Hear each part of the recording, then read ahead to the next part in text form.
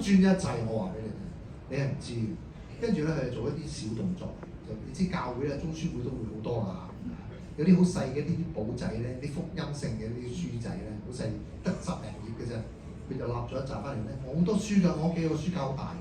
佢就知我中意睇書，佢將啲簿仔就攝喺啲書中間。咁我睇書嘅時候，我話乜鬼嘢嚟㗎？你我一層掹出嚟啊！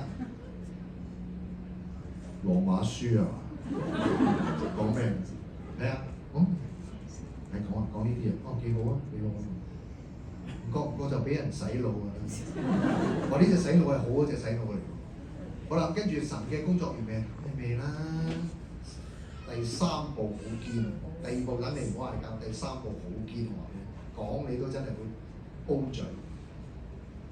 我就寫劇本嘅，我同埋咧我就係寫音樂劇嘅，我寫咗幾十個劇本喺香港演出。出年係我踏入舞台30週年。啊！好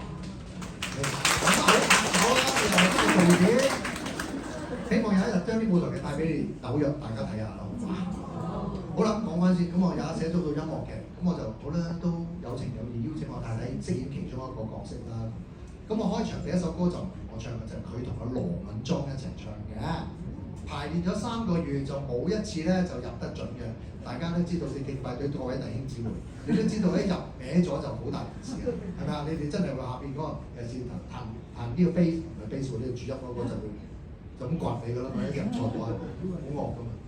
佢就係啦，冇一晚係入得準嘅，次次排親都排練啫喎，都唔準公演出嘅，1晚2晚都係唔準。